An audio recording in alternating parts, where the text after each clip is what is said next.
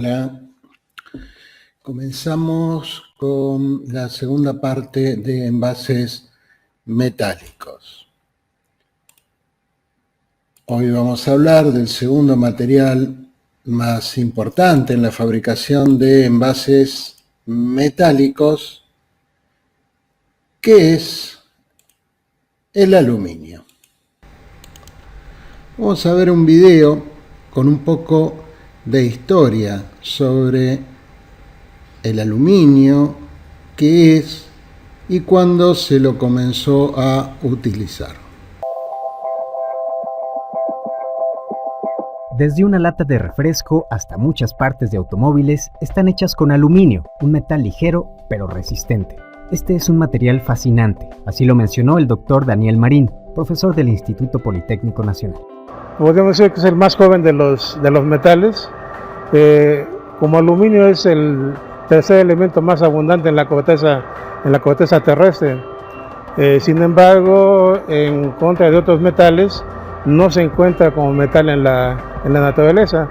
Normalmente es en forma de óxidos hidratados y silicatos.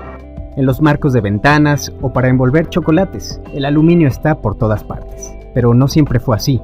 Hace solo 150 años era considerado como un metal precioso por el alto costo que implicaba obtenerlo de forma pura. El aluminio sigue siendo muy valioso en nuestros días, como explica el presidente de la Cámara Nacional de la Industria del Aluminio, Ramón Beltrán. Una persona que tiene una lata en su mano de aluminio podría estar pensando que ese aluminio que tiene en su mano fue descubierto o extraído, mejor dicho, hace 50 años. Y lo tiraron, lo recuperaron, lo fundieron, lo volvieron a vaciar y otra vez. Y así infinitamente. El aluminio, cada vez que pasa este proceso de reciclamiento, solamente pierde menos del 1% de su volumen. No pierde ninguna cualidad física, no pierde ninguna cualidad química. Entonces es 100% o 99% reciclable. Esto lo convierte en un metal precioso. La energía que se requiere para extraer aluminio es considerable.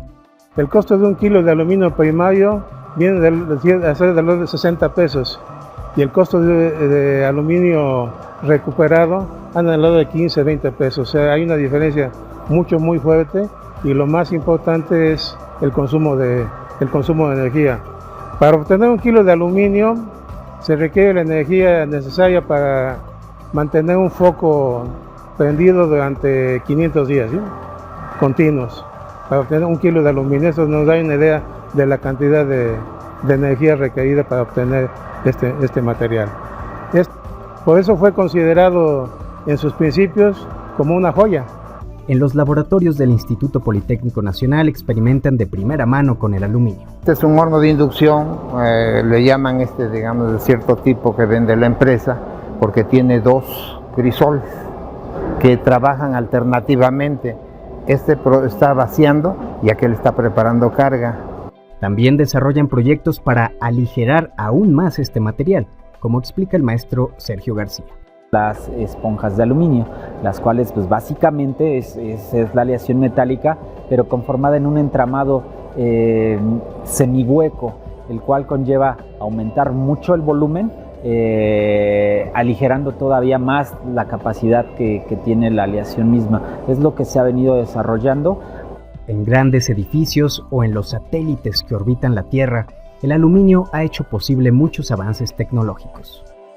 Ha hecho posible que los aviones consuman menos combustible al tener esta resistencia importante y ser muy ligero. Las industrias de aeronáutica han podido desarrollar turbinas con cuerpos rotores de aluminio que antes no podían, ya sea que sean mucho más eficientes sus turbinas.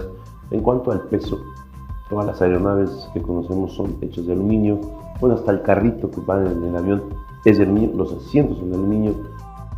En el teléfono o la pantalla donde estás viendo este video hay aluminio, un metal precioso de uso cotidiano. Con información de Pablo Hernández Mares e imágenes de Eric Gómez e Isaac Castruita, Notimex.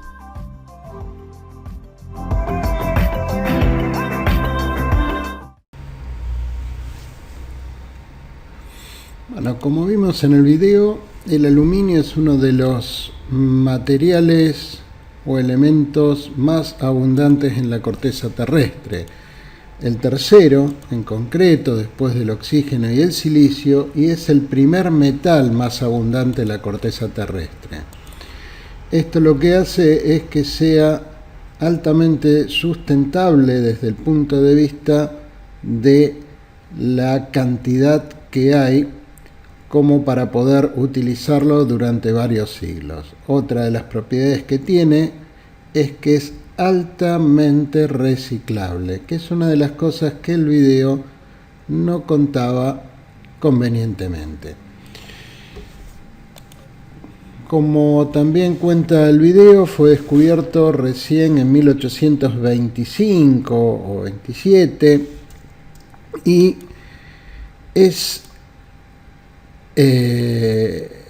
precisa una gran cantidad de energía eléctrica para producirse. Es por esto que en la mayoría de los emplazamientos para construir una fábrica de aluminio y procesar el aluminio, también se prevé de dónde se va a obtener la energía eléctrica.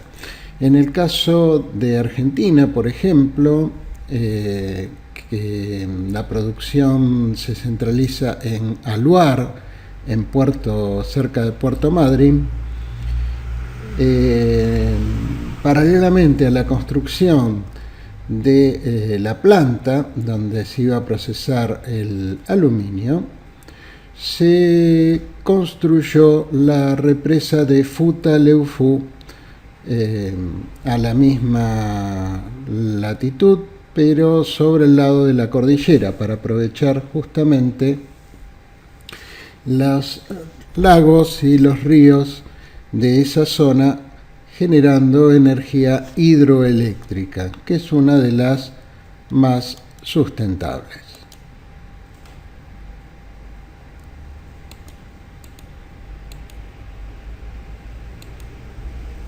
Como contaba el video inicialmente, el aluminio metálico era considerado un metal precioso, ya que costaba igual o más que el oro. Incluso se dice que el rey de Dinamarca utilizaba una corona de aluminio. El proceso de obtención se hizo sustentable a partir de que se conoció, que se inventó el proceso electrolítico, bien explicado en el video, y eso hizo bajar el costo de la obtención, haciéndolo rentable. ¿Qué propiedades tiene el aluminio? También comentada en el video. Es un material muy liviano, ¿sí? Desde el punto de vista, pensémoslo ahora, de los envases, tenemos una gran comodidad en el manejo y ahorro de energía en el transporte. O sea, estamos hablando de dos funciones del envase: transporte y manipulación. Es maleable, por lo que es factible plegarlo, moldearlo, darle casi cualquier forma, pero también se arruga fácilmente, con lo cual no es esa una buena propiedad. La maleabilidad permite generar muy variados tipos de envases. Es muy resistente a los agentes externos químicamente e impermeable, lo que garantiza la hermeticidad de los envases. O sea, se pueden fabricar envases herméticos con este material y tiene que ver con las funciones de contención, de protección y de conservación. Muy resistente a las altas temperaturas, por lo que favorece el envasado en caliente, y también que se puedan calentar en él comidas por ejemplo, comidas. Muchas fábricas de pastas sí venden las pastas en bandejas de aluminio que pueden ser calentadas en el horno. Es buen conductor del calor, lo cual favorece un rápido, ya sea enfriamiento o calentamiento del contenido. No todo el mundo sabe que una lata de cerveza se enfría más rápido que una botella del mismo producto. Una alta visibilidad. El brillo metálico, la superficie metálica, permite generar envases muy atractivos visualmente. Y esto tiene que ver con las funciones comunicacionales de presentación del producto. Es opaco, con lo cual genera una buena barrera contra la luz y las radiaciones ultravioleta, permitiendo así una mayor protección y conservación de los productos que vienen envasados en materiales que contengan aluminio. Es el caso, por ejemplo, de los Tetra Brick.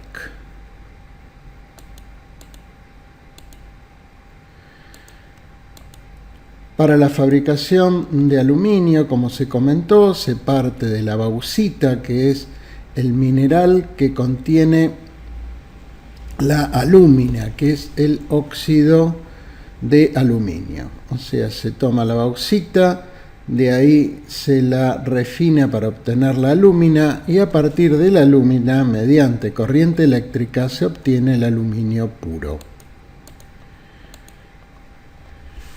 Los envases de aluminio los podemos clasificar en envases rígidos, las latas de 2 piezas, los aerosoles, las botellas de aluminio, envases colapsibles, que son los tubos y pomos de aluminio, conocidos en el uso o actualmente, digamos, por su uso medicinal y también de productos, pegamentos, selladores, etc. Y los flexibles, o sea, el foil de aluminio es un material flexible con el cual se fabrican muy distintos tipos de envases.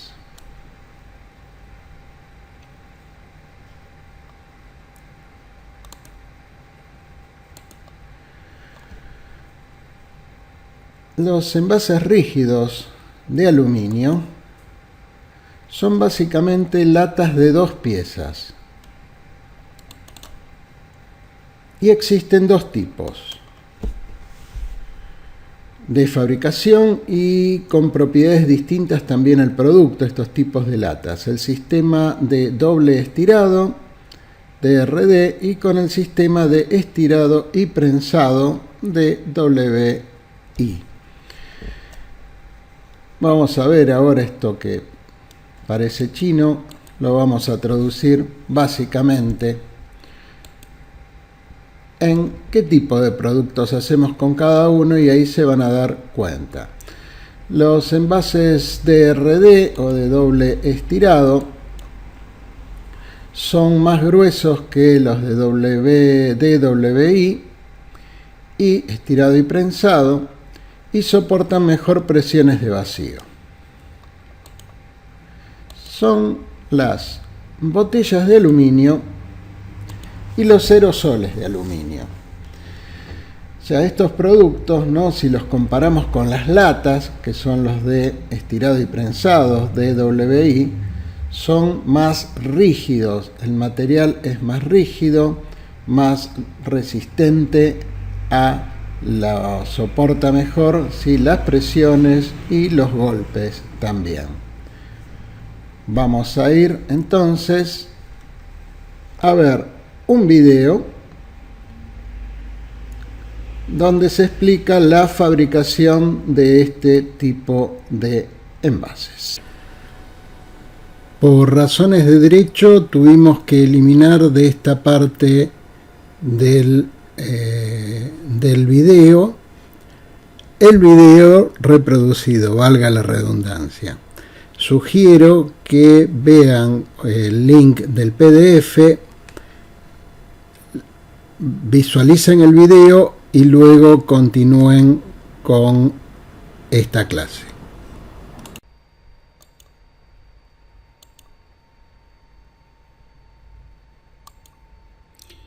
Pero con los envases con los que estamos más identificados, si bien ahora las botellas son muy comunes en el uso cotidiano, es la clásica lata de bebida, ¿sí? Y son los envases de WI o de estirado y prensado. Permiten obtenerse envases de menor grosor, o sea, menor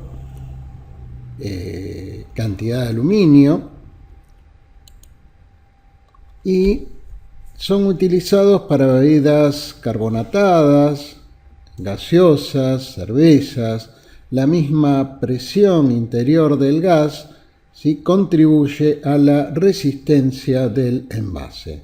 Estos envases no son reutilizables, pero sí son 100% reciclables, como todo el aluminio. El material del aluminio, desde el punto de vista de las propiedades en cuanto a la reciclabilidad, sí, el aluminio reciclado tiene exactamente las mismas características que el aluminio original.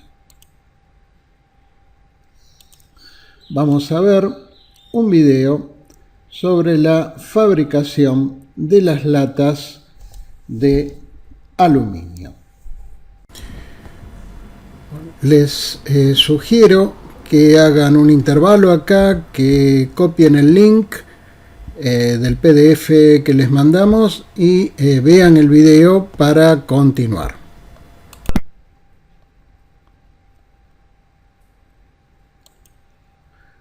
Como vimos en el video, se parte de láminas de aluminio que vienen en bobinas y mediante un sacabocado o balancín se va provocando el corte del disco y se empieza a estirar en varias etapas hasta alcanzar la forma y el tamaño definitivo.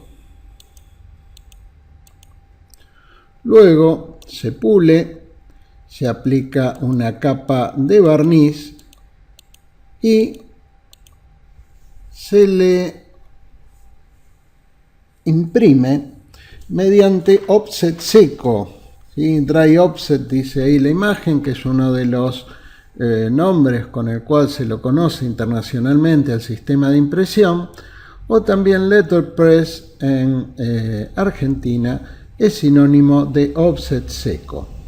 Aquí vemos una máquina de offset seco, un esquema de una máquina en donde todos los colores de impresión, ¿sí?, como es offset, tienen mantilla, pero todos los colores imprimen uno detrás del otro sobre la mantilla y la mantilla transfiere en una sola vez todos los colores de tinta a la lata. Se puede imprimir hasta 6 colores, ¿sí?, con lineaturas de hasta 100 líneas por pulgada. Quizás en la actualidad sea superior las lineaturas, pero no pude averiguar bien todavía porque esto fue tomado hace varios años y que seguramente deben estar en el orden de las 130, 140 líneas por pulgada. Una vez impreso, se realiza el barnizado exterior para proteger a la pintura, a las tintas, y se seca por calor. También en algunos casos puede trabajarse con tintas UV. El barnizado interior por spray es el que permite, como veíamos también en las latas de hojalata, mantener aislado al producto interior del metal. Incluso tengamos en cuenta de que muchas de las bebidas, especialmente las gaseosas, ¿sí?, atacan fuertemente a los metales, ¿no? El caso de la Coca y la Pepsi. Después se conforma el cuello y el nécker y se realiza un borde duro para poder poner la tapa luego del momento de del llenado, del envasado de la bebida.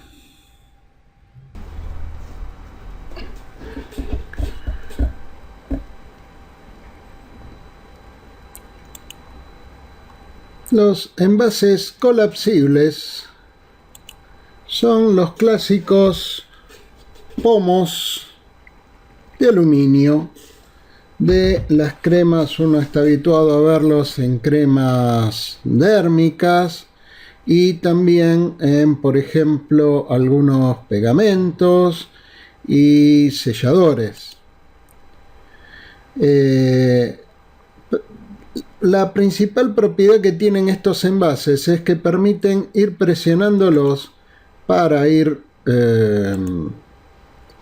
descargando el producto y mantienen la deformación una vez que se deja de apretarlos. Esto es lo que le da el nombre de colapsibles o la propiedad de colapsibilidad. Es importante esto para que no penetre aire al envase y esto prolonga la vida del producto, o sea, hace a la conservación del producto mientras está en uso, una vez abierto. Son envases que se imprimen en offset seco, al igual que vimos en las latas.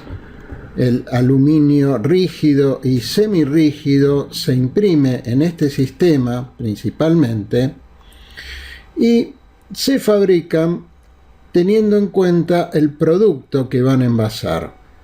El aluminio en general internamente van a estar cubiertos de una capa de barniz o laca que lo aísla del producto que contiene. El tipo de tapa y de pico se ajustan al uso y a la dosificación del producto envasado. Vamos a ver entonces un video con la fabricación del mismo.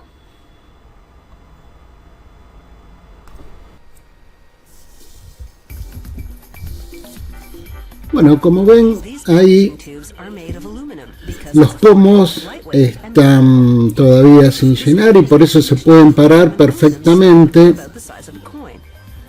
y se parten, al igual que en las botellas que vimos anteriormente de aluminio, de discos.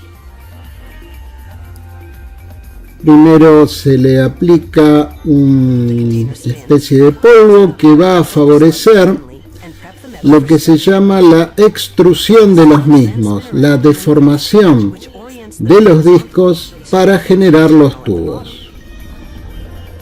Los discos entonces van a pasar a una máquina. Si ustedes se fijan en esta máquina, un pistón los golpea y produce ahí en cámara lenta, se lo ve como el tubo, como el material se estira alrededor del pistón.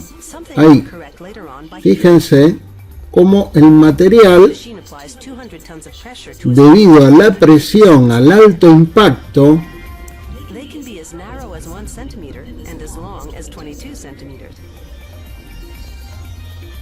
genera el tubo alrededor del pistón. Y como vemos, también se genera el pico, que originalmente está cerrado, lo que llamamos comúnmente la membrana de obturación. se hace la rosca. En un segundo paso, stationary blades trim the top of the neck, making the surface smooth and safe to handle. The neck on most models remains sealed until the consumer pierces it. Another company eventually seals the tube by rolling up the other end after y miren las velocidades con las que se trabaja. Entonces, after heating them to soften the metal, the tubes move through another machine. Here, ahí se lo está aplicando la laca o el barniz interior, que es el que va a aislar al producto del metal, al producto envasado del metal en sí. Bien, ahí lo que están haciendo es un fondeado. ¿Ven? Se aplica blanco sobre todo el producto, sobre el cual se va a realizar posteriormente en offset seco, como vemos, la impresión del diseño. Ven que la transferencia de todos los colores de impresión sobre el envase es en un mismo momento, o sea, la mantilla toma todos los colores y los transfiere de una sola vez. Colocan la tapa.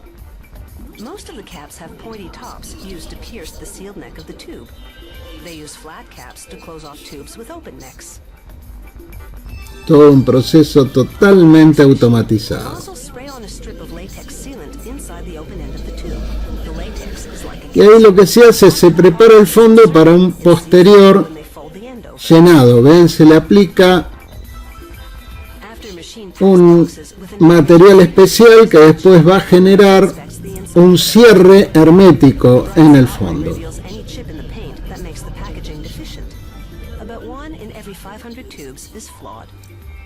Entonces ya están preparados para la distribución, o sea, se lo manda al cliente para que el cliente envase al producto.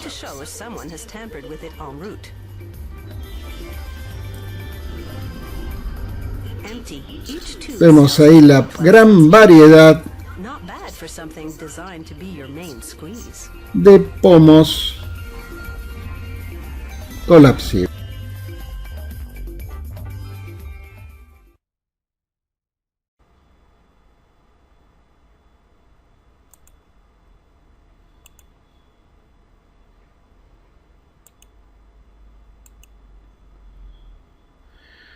Como hablamos algo en cuanto a sus usos, tenemos usos farmacéuticos, cremas, gel, jaleas,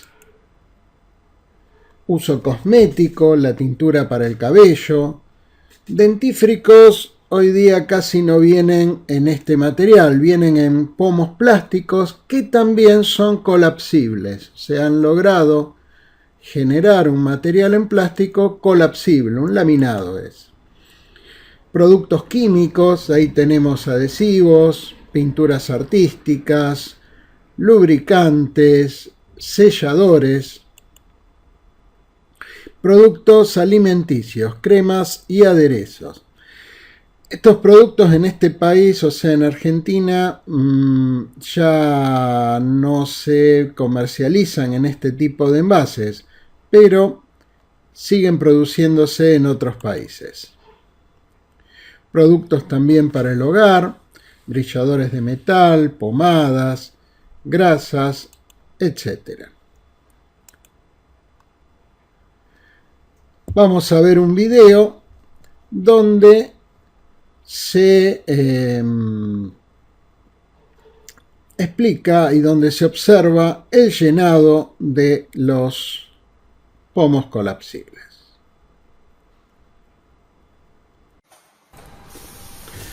Bueno, vamos a ver el llenado de los tubos El producto es un producto conocido por cualquiera que haya hecho alguna vez trabajo de plomería con caños plásticos. Es ese sellador verde que se te queda pegado en la mano y no te lo sacás con nada. Bueno, lo que estamos viendo ahí, sí, es el posicionamiento primero de los tubos.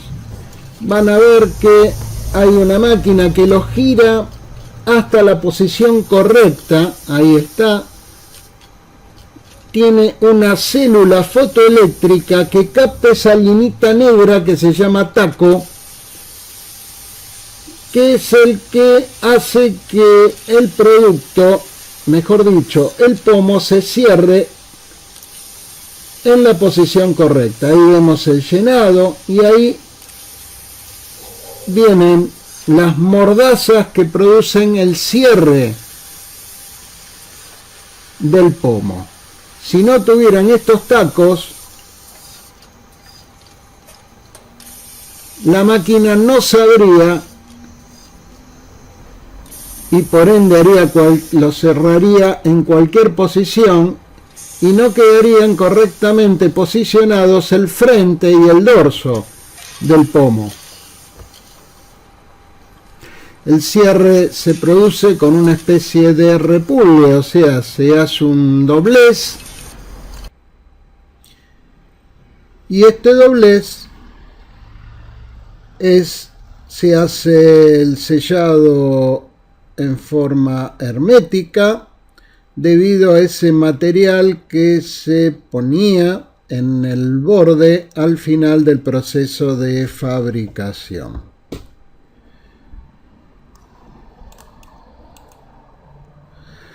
En cuanto a características constructivas de estos envases, aparte de las dimensiones correspondientes que tienen que ver principalmente con el volumen o capacidad de contenido, es el de los picos también, las formas de rosca. Estas roscas y estos picos se adaptan a los distintos usos, ¿sí? Con cánulas también y aplicadores que se pueden colocar y que se adaptan a todos los orificios humanos y no humanos. Por ejemplo, suelen venir en los selladores, suelen venir unas cánulas plásticas que se agregan a la que se ponen y se enroscan en el pomo.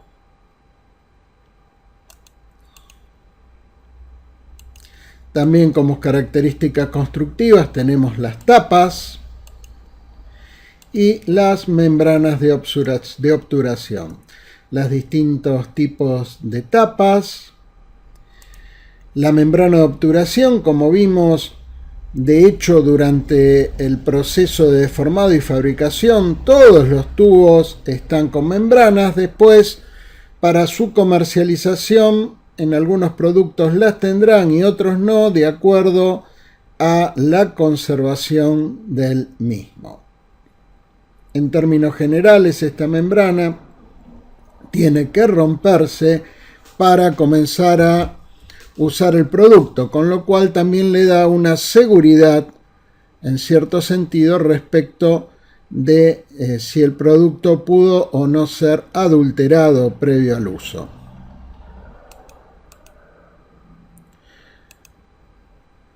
El recubrimiento o sellado interno es el que separa o genera una separación entre el producto envasado respecto del aluminio.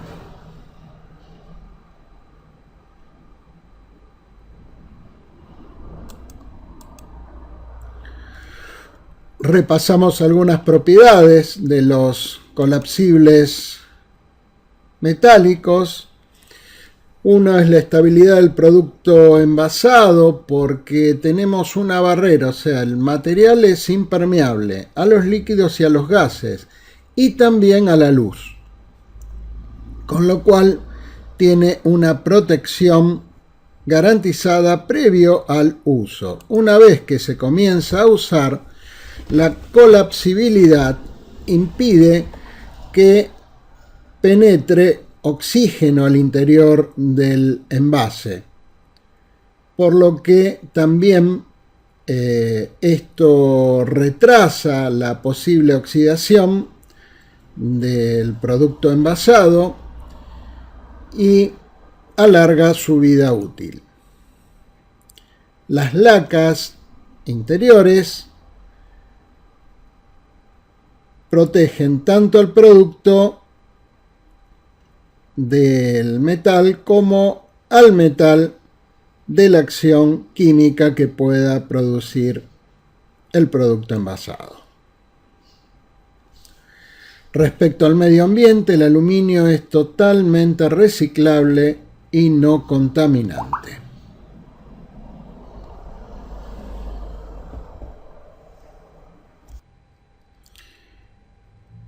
Y entramos en los envases fabricados en foil de aluminio. El foil de aluminio o aluminio flexible, del cual venimos hablando desde Tecnología 1. Bien, acá tenemos algunos envases, tenemos los blisters de medicamentos hechos en plásticos con el cierre con la lámina de foil de aluminio, envoltura de golosinas, del pan de manteca, donde generalmente está laminado con papel, envoltorios de chocolates, bolsas, etc. Vamos a ver el proceso de fabricación del foil de aluminio. Cómo se logra una película tan delgada. El foil de aluminio, también llamado papel de aluminio, mal llamado porque papel es celulósico y el aluminio no tiene nada de celulósico, pero llamado papel por su característica o su forma laminar. Vamos al video. El papel de aluminio tiene multitud de usos. Desde calentar algo en el horno hasta conservar algo frío en el frigorífico.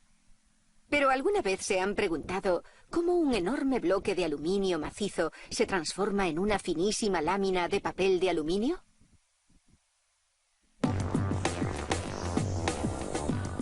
La fabricación del papel de aluminio implica rebajar repetidamente un bloque grande de aluminio.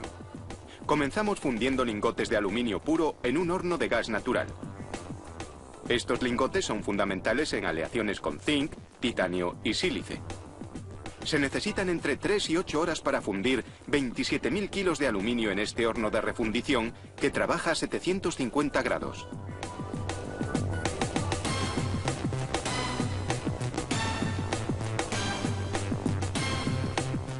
La temperatura de fusión del aluminio es de 660 grados centígrados. Una porción del aluminio se vierte en este pequeño molde para tomar una muestra. La muestra, que se solidifica en segundos, se analizará para verificar los contenidos de la aleación preparada. Este canal se usa para llevar el aluminio desde el horno de refundición hasta los moldes. El aluminio fundido circula por un canal móvil situado sobre los moldes. Durante esta etapa se filtran las impurezas, que van a parar a receptáculos especiales. Los moldes se enfrían con agua para acelerar la solidificación del aluminio fundido. Una vez extraídos del molde, están listos para el fresado. Cada lingote es enorme, mide 4,4 metros de largo, 1,4 metros de ancho, 45 centímetros de grosor y pesa unos impresionantes 7.500 kilos, por lo que deben ser manipulados con grúas y colocados sobre planchas especiales. Esta máquina elimina 3 milímetros del grosor del lingote y con ellos las impurezas para conseguir un acabado totalmente liso. Los restos del líquido usado para enfriar las cuchillas que rasparon el lingote también deben ser eliminados.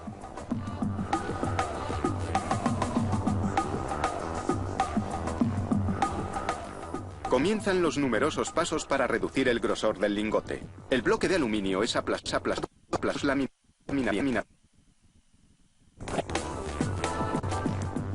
La temperatura en los rodillos está entre los 455 y los 540 grados. Un técnico verifica continuamente la presión del lingote. Si es muy alta, se baja, y el técnico a continuación ajusta la presión. El calor es tal que el lingote corre el riesgo de pegarse al rodillo. Para evitarlo, todo el proceso se enfría con un líquido que es 95% agua y 5% aceite.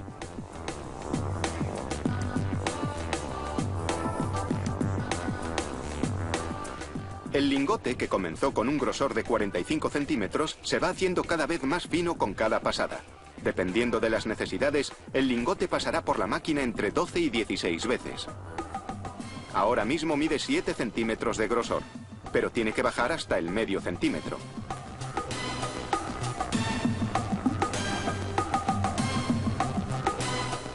A estas alturas, el lingote mide 5 centímetros y poco más de 9 metros de longitud. Esta cinta transporta la plancha durante las etapas de laminado.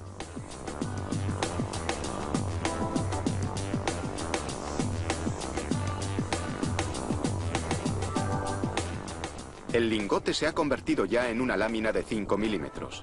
Es lo bastante fina para pasar a devanado, donde se enrollará sobre sí misma antes de ser enviada al laminado en frío, donde se reducirá todavía más su grosor.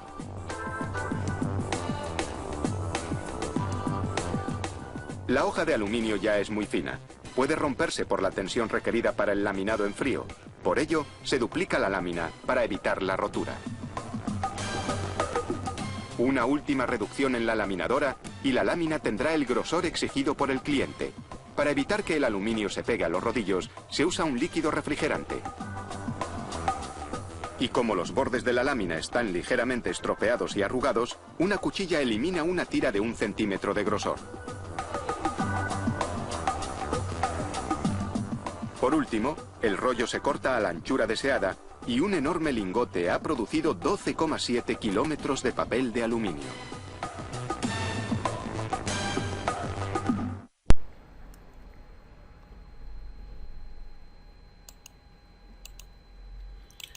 Entonces, el foil de aluminio sí es un laminado plano de espesores que pueden llegar hasta los 6,35 micrones, o sea, 6 milésimas de milímetro.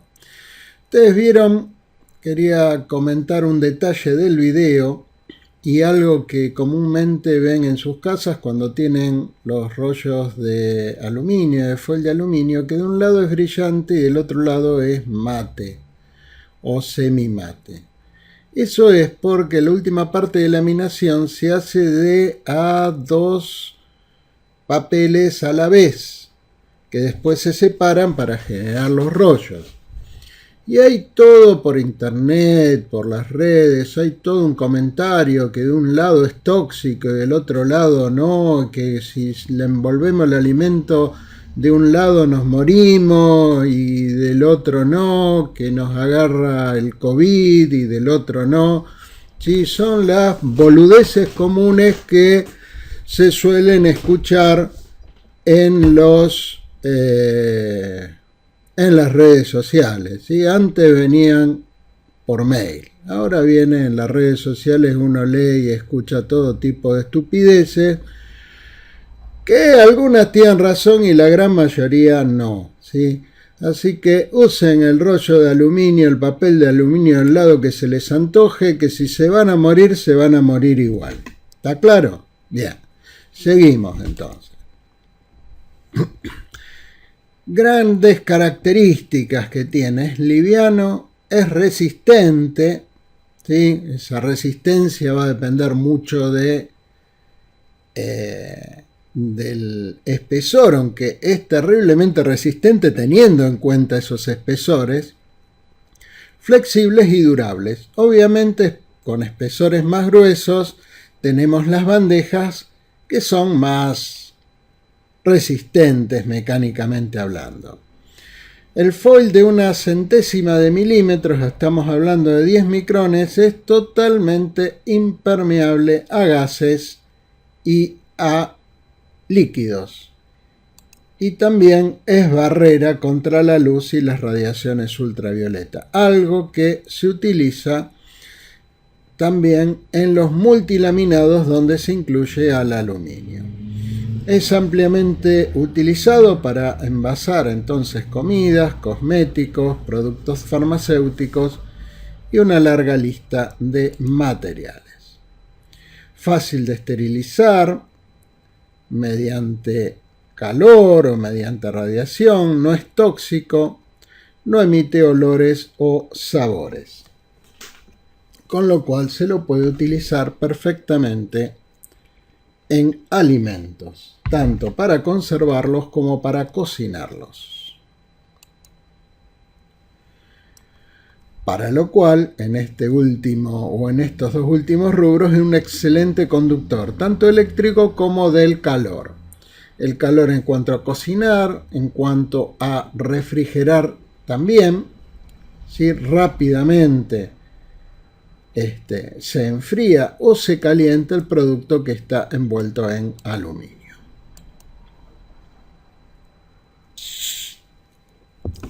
Ya estuvimos viendo el proceso de fabricación y se puede laminar con otros materiales para aprovechar sus propiedades de barrera. El más clásico que todos conocemos es el tetrabric, ¿sí? O sea, el material brick, que está compuesto, después lo vamos a ver una imagen, por sucesivas láminas de cartulinas, varias láminas de plástico y de foil de aluminio. El material se puede imprimir perfectamente en rotograbado o flexografía con lineaturas de hasta 150 líneas por pulgadas. Sí, esto se ve mucho en lo que es golosinas. En cuanto a la clasificación de envases fabricados con foil de aluminio, podemos tener también, en cuanto a la rigidez, envases flexibles, ¿sí? En donde el foil es flexible al tacto, por ejemplo, envoltorios, bolsas, ciertos revestimientos internos de cajas. Podríamos hablar también de los envoltorios de golosinas, también de pastillas, ¿no? Donde está laminado con papel. Envases semirrígidos que generalmente son las clásicas bandejas, ¿sí? Ojo, no confundir los envases colapsibles de aluminio con los envases semirrígidos fabricados con foil de aluminio. ¿Está bien? Las bandejas de alimentos son las más comunes de este tipo de envases. Y vamos a ver acá la fabricación de este tipo de bandejas, o sea, una máquina de fabricación de bandejas de aluminio.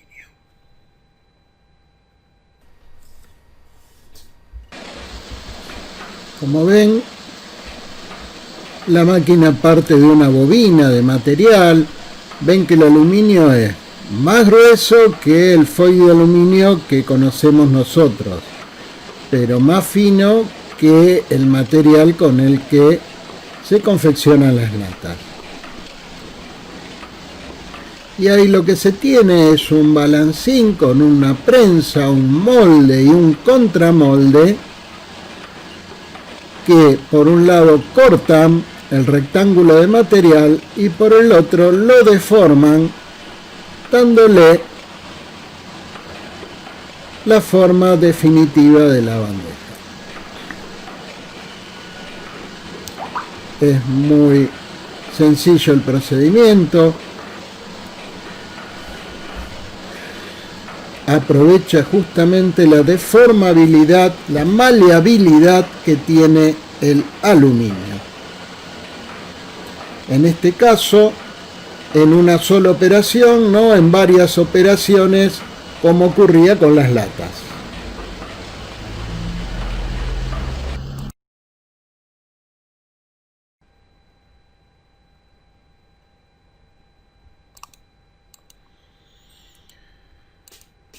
En cuanto a los envases rígidos, ¿sí? Acá el aluminio tiene cumple con las propiedades principalmente de barrera, o sea, no desde el punto de vista de sus propiedades físicas en cuanto a resistencias mecánicas, sino a las propiedades de barrera, que significa impermeabilidad a gases y líquidos, y barrera contra la luz y las radiaciones.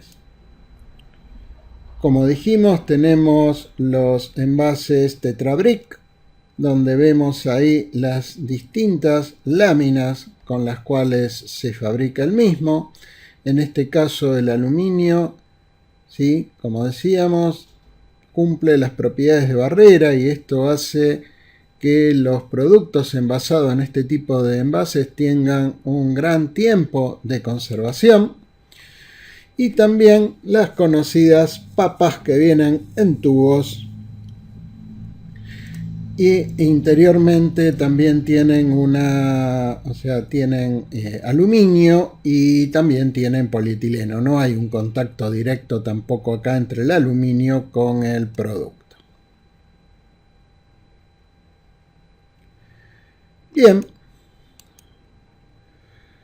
veamos por último un ejemplo de producto en foil de aluminio, los panes de manteca, que tienen un aprovechamiento integral de todas las propiedades que estuvimos hablando de este maravilloso metal.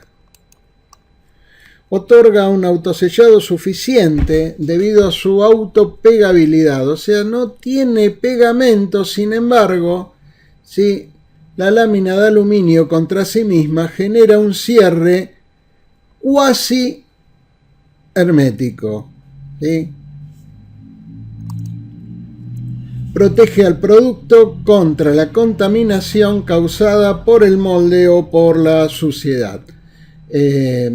Es, como decimos, una buena barrera contra la contaminación, debido a que aísla de la luz por su opacidad, evita la decoloración de la manteca por efecto de las radiaciones ultravioletas.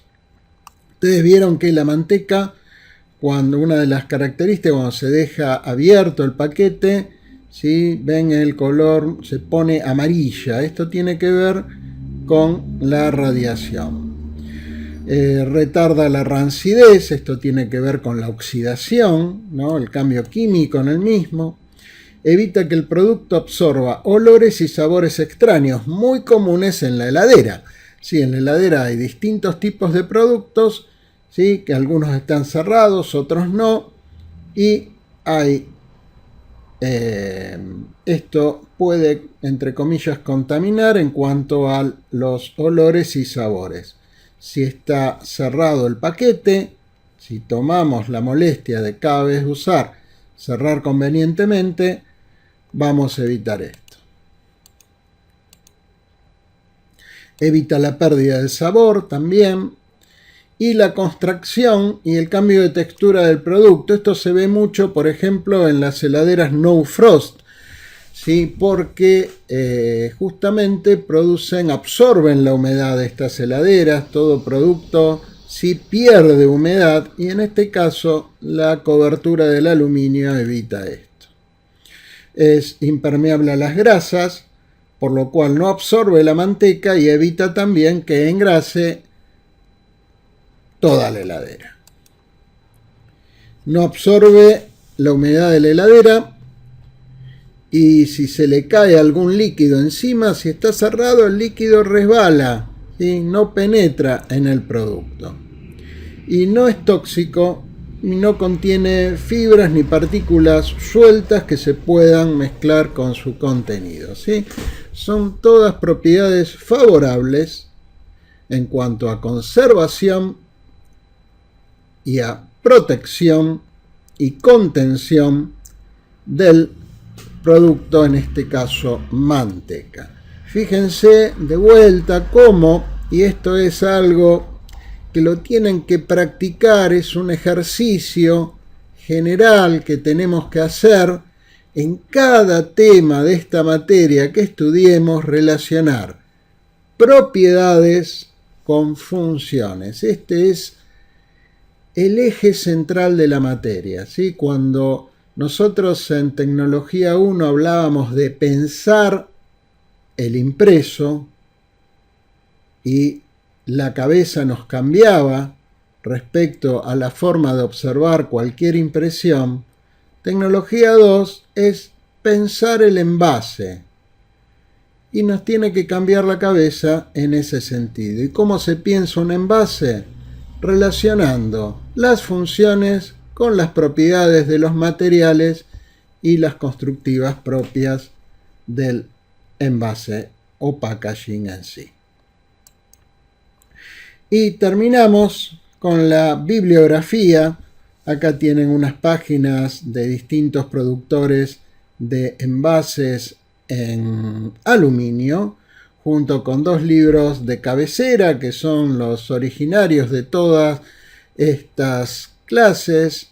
El lado oscuro del packaging de Hugo Santarciero, que está por sacar un nuevo libro. No recuerdo bien en este momento de qué tema en particular era, pero es interesante, búsquenlo por Facebook y van a encontrar novedades. Y El mundo del envase, que es un clásico, es mexicano, es un clásico de todos los que quieran introducirse en el tema envases. Sí, la imagen que nos acompaña acá es un libro repujado en aluminio. ¿Sí? Le va a gustar a Laurita. Bueno, nos queda plástico para terminar entonces con todos los temas de la materia. Hasta luego.